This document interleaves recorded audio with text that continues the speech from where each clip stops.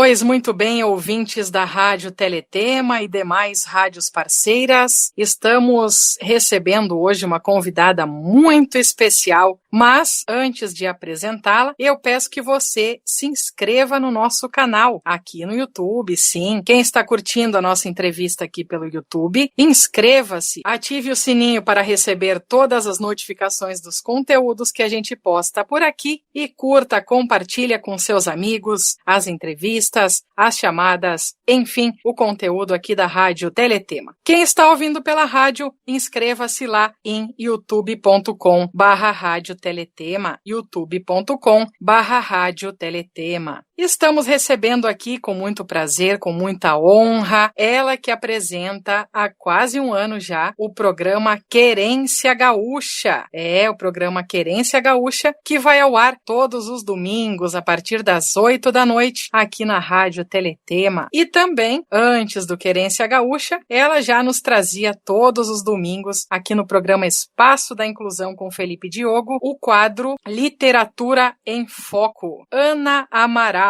Olá, Ana, tudo bem? Olá, Thaís. Olá, pessoal. É um prazer estar aqui. Primeiramente, eu gostaria de agradecer pelo convite. E para mim também é maravilhoso fazer tanto Querência Gaúcha quanto Literatura em Foco. São oportunidades que eu tenho de aprender e de me aprimorar. Isso aí, muito obrigada, Ana, por aceitar o nosso convite e também por estar integrando aqui a nossa equipe, né, o nosso quadro de locutores e locutoras aqui da Rádio Teletema. Ana, você é uma pessoa com deficiência visual, certo? Você já nasceu com a deficiência, adquiriu? Como foi tudo isso? Como foi esse início, assim? Então, a gente pode dizer que eu nasci com a deficiência, né? Porque eu nasci prematura, no 6º mês e meio de gestação, e aí eu fiquei na incubadora, e aconteceu que, em virtude disso, as minhas retinas queimaram e não teve jeito. Os meus pais adotivos, quando eu tinha 1 ano e pouco ali, quase 2, só puderam fazer cirurgias assim para poder tirar a catarata, né? Porque infelizmente não tinha mais o que fazer. A minha mãe biológica não fez a devida intervenção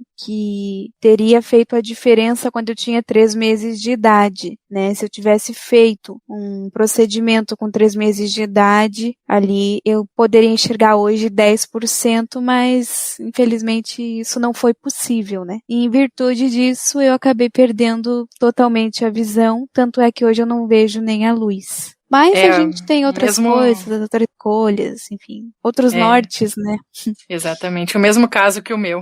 E você falou de uma intervenção aos 3 meses. Isso seria uma pequena cirurgia? Na verdade, eu não sei ao certo, mas eu acredito que sim, que teria dado para corrigir pelo menos uma parte das retinas, né, da retina de um dos meus olhos, que ainda estava, vamos dizer, mais preservada. Porque uma estava um pouco melhor e a outra completamente deteriorada, né? Então, eu acredito que se trate de uma cirurgia, mas também não sei. Uhum. E como foi na escola para você, assim? Você se alfabetizou através do método Braille? Sofreu muito preconceito por parte dos colegas, dos professores? Então, minha mãe me levou à escola aos 5 anos. Isso foi lá em Uruguaiana, no Rio Grande do Sul, né? Ela procurou pela Escola Estadual de Ensino Médio Marechal Cândido Rondon, onde tinha uma professora especializada, né, que sabia Braille e tudo mais. E aí, aos 5 anos, eu comecei a estudar com essa professora. Foi ela que me ensinou Braille e outras coisinhas básicas ali, como reconhecer alimentos simples, como arroz, feijão, macarrão e tudo mais. Abrir e fechar botões, amarrar cadarço. Foi um misto ali, né? A integração ali do Braille com essas coisinhas simples. E aí ela me alfabetizou, essa professora. Fiquei com ela até os 7 anos, né? Ela fez uma espécie ali de primeira série comigo, ensinou a fazer as 4 operações básicas, a leitura básica também, e aí depois eu fui ali para a 2ª série no ensino regular, né? Eu nunca estudei em escola totalmente especializada como o Benjamin Constant aqui do Rio de Janeiro. E aí, até sair do Rio Grande do Sul, ali, eu raramente sofri preconceito. Dá para dizer que foi ali até a 8ª série. O único único problema que eu tive foi o barulho excessivo da turma que não me permitia me concentrar, mas isso foi quando eu mudei de escola ali na 7ª série. Mas eu vim conhecer as garras do preconceito mesmo quando eu estava já no segundo ano do ensino médio ali, já em Santa Catarina, quando o namorado de uma colega, por ciúmes, começou a reclamar porque ela ditava o conteúdo para mim, e teve um dia que eu fiquei na sala de aulas sem ter ninguém para ditar o conteúdo, e também eu não tinha direito a um professor de apoio. Então, eu acho que, vamos dizer, esse foi o pior momento escolar em que eu sofri mais preconceito, assim. Porque de resto foi bem tranquilo. Foi mais por parte dos colegas mesmo, então, do que dos professores. Foi mais por parte dos colegas, infelizmente. Ah, me lembrei. Teve um professor de física que disse que não sabia ensinar cego uma vez. Agora que eu lembrei. E Isso aí... é o que mais tem. E aí eu fui reclamar com o diretor, que ele não tinha direito de fazer isso. Não, é incrível, né? Em pleno século XXI ainda existe isso. Aí eu reclamei com o diretor, esse professor levou um puxão de orelha e foi isso, sabe? E uns 2 meses depois eu mudei de turno, porque ele era um professor muito intransigente, muito difícil de se conviver. Mas a maioria dos meus professores sempre foram muito gentis, sempre tentaram me incluir e se esforçaram ao máximo para que eu pudesse ter o melhor aproveitamento possível. Bacana.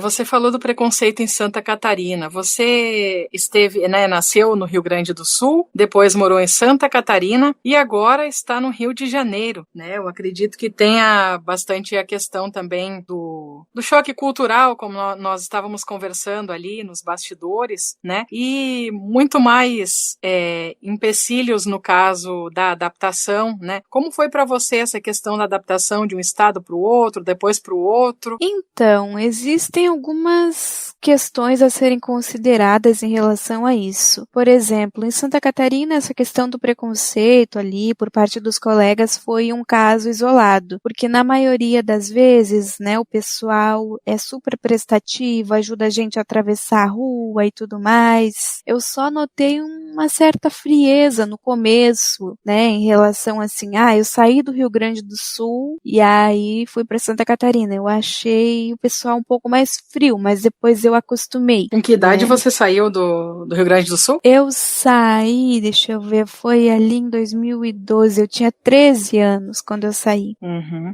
Só que aí eu saí com a minha família, né? Eu saí com os meus pais adotivos e nós saímos porque os meus irmãos há alguns anos já moravam lá. Então, vamos dizer, eles criaram uma estrutura pra gente. Quando a gente saiu, já tinha casa alugada, já tinha tudo planejado, entendeu? Então foi mais tranquilo. E quando eu escolhi vir pro Rio de Janeiro, eu vim com algumas expectativas que não se concretizaram, né, em relação a emprego nos primeiros momentos, mas eu aprendi muito, eu amadureci, sabe? E o choque cultural sobre o qual eu falei foi realmente sobre o comportamento das pessoas ali, porque eu acho que nós do Sul somos um pouquinho mais formais e até um pouquinho mais fechados do que eles aqui. Mas em relação as pessoas ajudam na rua ou não, eu acho que o pessoal de Santa Catarina é um pouquinho mais prestativo e mais atencioso. Tem um bairro aqui na cidade onde eu moro, por exemplo, que o pessoal atropela mesmo. Eu não recomendo que um cego se aventure a ir sozinho nesse bairro,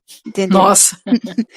É muito complicado. Mas eu acho que tudo que a gente passa nessa vida serve pra gente agregar. E também tem a questão de que onde eu moro aqui não chega a ser uma zona sul. Nós, no Rio Grande do Sul, quando a gente vê coisas sobre o Rio de Janeiro na mídia, quando a gente pensa Copacabana, Laranjeiras e Urca, só que existem os outros lugares um pouco menos favorecidos e que não tem toda a infraestrutura dessas metrópoles ali, desses lugares turísticos, sabe? Então, sim, na verdade a gente vê o Rio de Janeiro das novelas, né? E o Rio de Janeiro das favelas, né? Sim. Então eu vivo a realidade quase do Rio de Janeiro das favelas. Uhum. Meu bairro não chega a ser uma favela, graças a Deus, mas tem, vamos dizer, as suas precariedades. Uhum. E o preconceito no Rio de Janeiro, assim, você sente muito forte ou é mais tranquilo? Nem tanto à terra, nem tanto ao mar. Ele existe, mas dá para suportar. Uhum. E como a literatura entrou na sua vida? Você sempre gostou dessa questão de escrever, de ler? Como foi tudo isso? A literatura entrou na minha vida em 2010, porque eu era uma aluna, um desastre de aluna em língua portuguesa. Eu escrevia tudo errado. Eu era uma aluna displicente. Quem vê não diz, né? Olha, eu não consigo imaginar isso.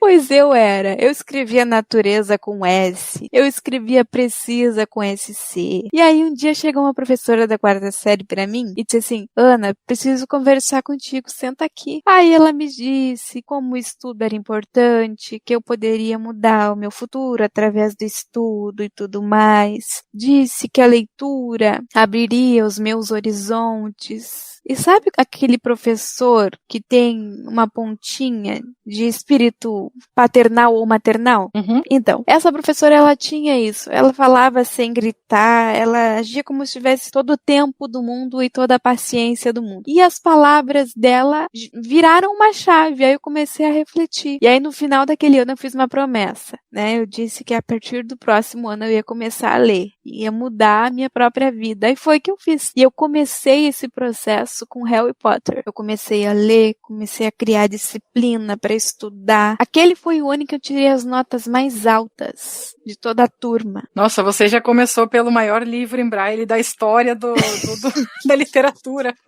Eu comecei por Harry Potter e aí eu nunca mais parei. 20 e tantos volumes em braille. Não, na verdade, o primeiro Harry Potter ele tem 7 volumes. É o Harry Potter sim. e a Pedra Filosofal. Uhum. Aí depois vai aumentando. O segundo tem 8, o terceiro tem 9 e assim a gente vai.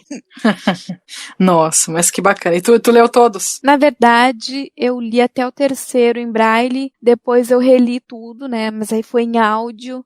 E aí, agora que eu tenho linha braille, eu quero concluir a leitura dessa saga toda em braille. Que bacana.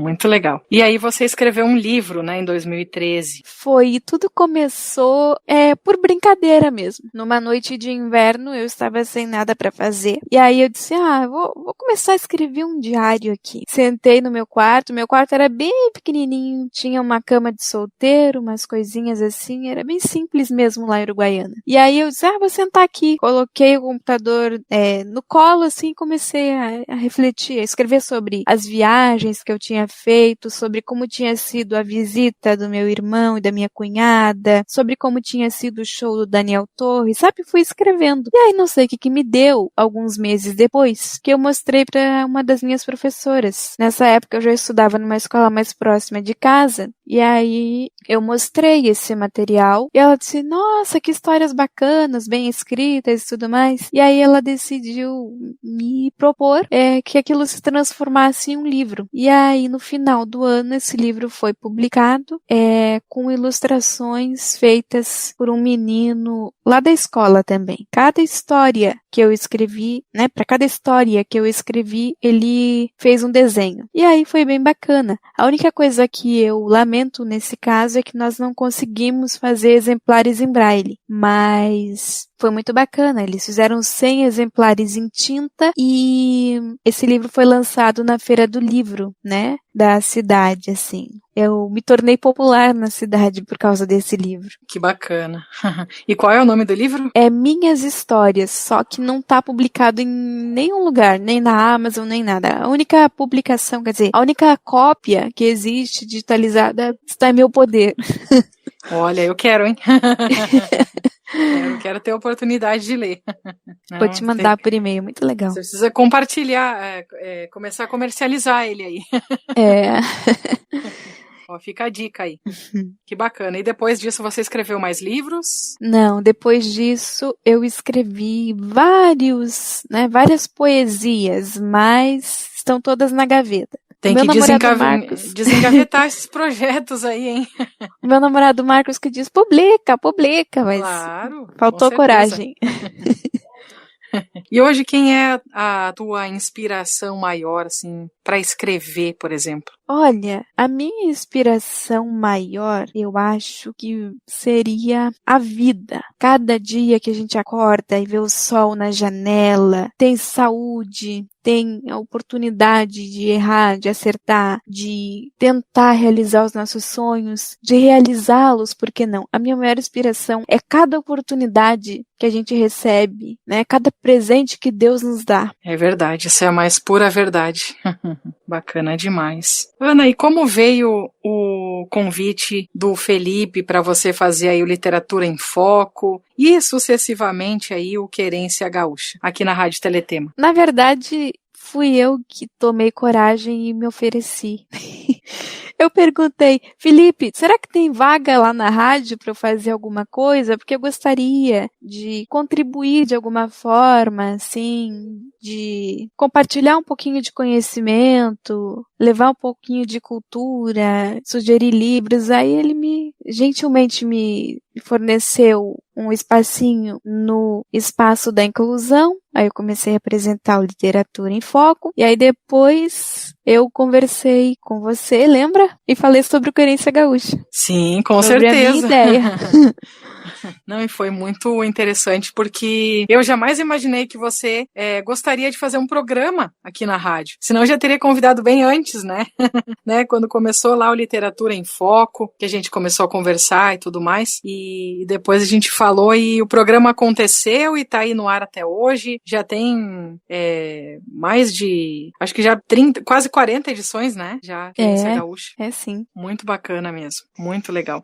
Querência Gaúcha e Literatura em Foco, né? São os programa e quadro, respectivamente, aí que a Ana apresenta aqui na Rádio Teletema, para quem chegou agora, né? Ana, fala um pouquinho sobre o Querência Gaúcha, sobre o Literatura em Foco, para que os ouvintes também conheçam e possam estar te ouvindo aí, né? No Espaço da Inclusão e também aí no Querência Gaúcha. Então, no Literatura em Foco, né, que faz parte do Espaço da Inclusão, eu costumo apresentar ali a biografia de um autor, eu escolhi um por semana, né? E aí eu escolho uma obra desse autor, um livro, enfim, e falo um pouquinho sobre ele, né? Dou uma ideia geral para despertar nas pessoas aquela vontade de ler, porque eu sei como a leitura é importante, como ela abre os horizontes, né? Eu sei o quanto ela é capaz de fazer diferença nas nossas vidas, de nos tirar, né, daquela rotina estafante, dos problemas, de nos dar esse bálsamo, né? É por isso que eu faço toda semana o Literatura em Foco, porque eu quero que as pessoas elas tenham a mesma oportunidade de se educar, de terem mais conhecimento sobre o mundo, né? No nosso mundo ali de pessoas com deficiência, às vezes a gente não consegue assistir a tantos filmes, ter a mesma percepção que as pessoas que enxergam, até por falta da audiodescrição em muitos filmes. Então, eu acho que os livros, eles acabam suprindo isso pra gente, entendeu? É por isso que eu faço Literatura em Foco. E o Querência Gaúcha, eu faço, primeiro porque eu sou amante da música. Eu só não tô com a música ligada aqui para não atrapalhar a entrevista. Mas até nas minhas atividades eu tô estudando e tô ouvindo música. E aí, toda semana eu tenho o prazer de escolher novas músicas e de escolher poesias, e escolher as coisas ali pro Querência Gaúcha. Inclusive vai ter quadro novo, tá? Opa, novidades aí. Novidades. Mas assim, o Querência Gaúcha, ele é basicamente constituído por uma seleção especialíssima de músicas. Inclusive, o ouvinte pode pedir músicas através do e-mail programaquerenciagaúcha@gmail.com e do Telegram @programaquerenciagaúcha. E tem também os quadros, né? Tem os causos. Eu já apresentei vários causos do Nico Fagundes. Eu tinha também o quadro Expressões Gaúchas, que eu substituí, né, pelo quadro Poesias Gaúchas. que é uma das minhas novidades. Tinha também o quadro de Lendas do Sul, onde toda semana eu apresentava lendas diferentes, agora mudou, vai ser o melhor do desafio, e mais um bloquinho todo especial de músicas. Eu costumo dizer que o Querência Gaúcha é uma forma, né, foi uma forma que eu encontrei de me sentir mais próxima do Rio Grande do Sul, já que eu tô vivendo tão longe, né, e também uma forma de animar as noites de domingo do pessoal. Com Querência Gaúcha, quem quiser pode afastar o sofá e dançar um pouquinho. Não, com certeza, já vai arrastando as cadeiras, já vai começando aí a se preparar para logo mais à noite aí, né? O programa Teletema Cast vai sempre ao ar às 14 horas de domingo, logo mais aí às 20 horas tem Querência Gaúcha, né? Então, já vai arrastando aí as cadeiras, já vai preparando aí a sola da bota, o taco da bota. E já vai se preparando aí para curtir e dançar aí com o Querência Gaúcha e a nossa querida amiga e convidadíssima aqui do Teletema Cast, Ana Carolina Amaral. Eu não falei o Carolina antes, né? Mas é mais conhecida aqui como a locutora Ana Amaral, né? É. Isso aí, bacana demais, Ana. E é interessante ver o amor que você tem pelo quadro e pelo programa, né? Já está convidada aqui no ar, ó, para fazer mais programas aqui na nossa Rádio Teletema. Vai ser um prazer, sempre que surgir oportunidade, estamos aí. Já vou deixar o convite aqui para você fazer um quadro aqui no Teletema Cast também pra gente. Já vai pensando aí na possibilidade de. Com certeza. Ana, e como você vê as oportunidades de trabalho aí no Rio de Janeiro, enfim, a questão dos concursos públicos, que está mudando bastante também, né, para pessoas com deficiência, né, para PCDs. Como que você vê as oportunidades, assim? E até antes de você morar no Rio de Janeiro, eu não pergunto porque você ainda era adolescente, enfim, né, mas tava eu estudando. fiz um concurso. Opa, já fez? Já. Então vamos lá, conta essa história para nós. Então, o primeiro concurso que eu prestei foi, eu tinha 16 ou 17, não lembro agora, mas foi aquele do INSS, o último que teve. Eu tinha 17 anos quando fiz aquele concurso. E aí eu não passei, infelizmente, mas foi uma oportunidade de saber como é que funcionava essa engrenagem de concurso público, né? E eu só não passei porque eu levei bomba em direito previdenciário. Mas eu aprendi como é que funciona a dinâmica, aprendi que a gente pode contar com ledores, pode contar com a prova em braille, computador, se quiser, enfim. Mas valendo mesmo, eu fiz 2 concursos ano passado. Um para o Banco do Brasil e o outro para a Caixa Econômica Federal. No da Caixa eu passei, só não fui chamada por pouquinho mesmo. E no do Banco do Brasil, infelizmente, eu não passei. No do Banco do Brasil eu tive uma séria dificuldade ali, né, em relação à máquina Braille, que a banca não queria me deixar levar, né, e eu tive que entrar com liminar junto à Defensoria Pública. Mas, graças a Deus, deu tudo certo e eu tive o direito de utilizar a máquina durante o concurso ali, assegurado, né.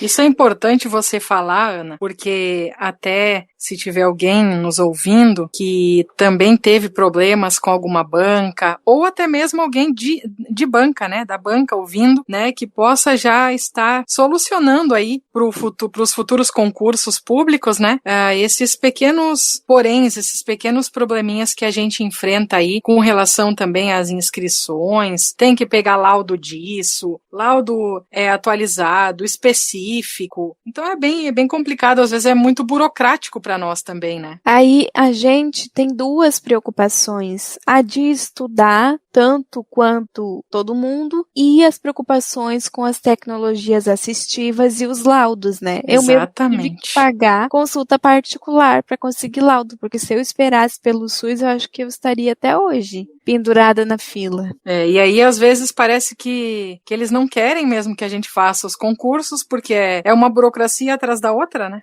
É muito triste isso. Com certeza. Em relação ao emprego no Rio de Janeiro, eu não vou mentir, infelizmente é muito difícil de conseguir. Eu tenho verificado isso por experiência própria e por acompanhar o andamento ali, né, das tentativas do meu namorado, que está colocando o currículo currículo e, infelizmente, só tem recebido e-mail dizendo que o pessoal preferiu seguir com outro perfil. Quanto a mim, eu estou no emprego home office, não vou citar o nome da empresa porque eu não sei quais são as políticas dela em relação a isso, mas eu estou no período de experiência, né? Não tenho muita certeza se vai dar certo ou não, mas a gente tem que tentar, tem que lutar, e pra gente o home office é uma maravilha, né? Não, com certeza. Certo. E com relação à universidade, você está fazendo atualmente um curso, né, universitário, e você sente alguma dificuldade com relação à questão EAD, ou você está fazendo presencial mesmo? Então, atualmente eu estou cursando Gestão de Recursos Humanos na Uninter, né, Centro Universitário Internacional Uninter, e a experiência está sendo maravilhosa, né, é EAD, por escolha minha mesmo, é particular, e aí o material deles todo é acessível, eles mandam um livro em formato Word, né, ou mandam pra gente ou disponibilizam no sistema, e aí eu consigo acessar o sistema deles, é bem acessível, fazer as avaliações através ali do sistema também, e é bem tranquilo. A gente tem uma flexibilidade horária bem bacana estudando nesse formato, né, mas nem todas as universidades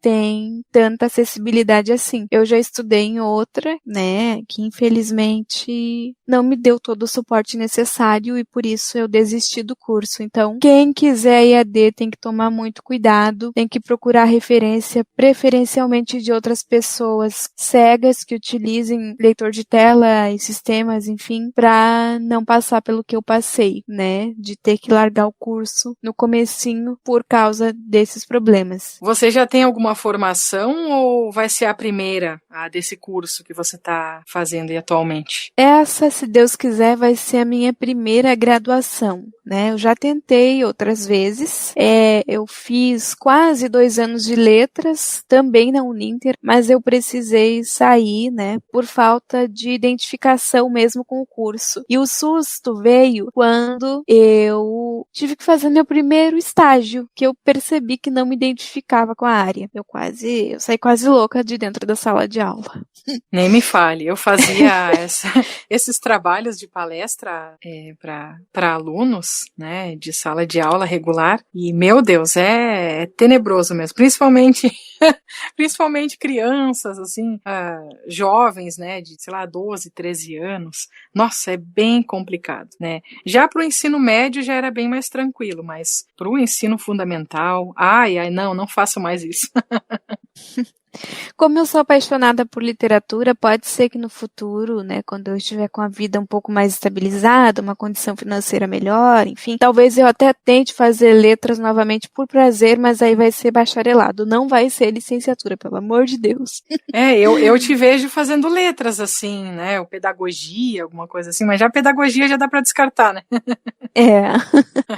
Acho que sim. Ô, Ana, eu quero muito te agradecer, né, por ter aceito o nosso convite, mais uma vez, para participar aqui do programa Teletema Cast. Quero te deixar o meu forte abraço, te desejar sorte e sucesso em todos os teus projetos, na realização aí dos teus sonhos, tu consiga alcançar aí todos os teus objetivos. E se tu quiser deixar aí uma mensagem final para os nossos ouvintes, também tuas redes sociais, se quiser, se tiver, né, para que as pessoas também possam entrar em contato contigo, te conhecer melhor. E acho que já deu para contar um pouco da tua história, né? Infelizmente o nosso tempo aqui do Teletema Cast é curto, mas espero te encontrar em outras oportunidades para a gente conversar mais e mais aí. Também boa sorte no Querência Gaúcha e no Literatura em Foco. Fique bem à vontade, dê suas considerações finais e deixo aqui o meu abraço desde já para você e para sua família, para o pessoal aí do Rio de Janeiro também. Eu gostaria de agradecer mais uma vez a você pelo convite para participar aqui do Teletema Cast. É um prazer. Sempre que precisar pode contar comigo. Vou pensar com carinho nessa ideia de fazer um quadro para o Teletema Cast, vai ser muito legal. E a mensagem que eu deixo é assim, né, ouvintes, pessoal aí, tem um sonho, corre atrás. Tem um objetivo, corre atrás. Às vezes é difícil, ainda mais ali com a nossa deficiência, tem dias que a gente acha que tudo vai dar errado, mas no final acaba tudo bem. Então a gente não pode desistir nunca. Esse o meu recado. E as minhas redes sociais, né? O Telegram do Querência Gaúcha ali é o meu Telegram, então podem entrar em contato, eu tô sempre por lá, @programa Querência Gaúcha, e podem me mandar e-mail sempre no programa Querência Gaúcha, né? Que é programaquerenciagaúcha@gmail.com. Muito bem, muito obrigada mais uma vez, Ana. Conversamos então com a Ana Carolina Amaral, apresentadora do quadro Literatura em Foco do programa Espaço da Inclusão da Rádio Teletema e também do programa Querência Gaúcha, também aqui pela rádio que toca a trilha sonora do seu dia.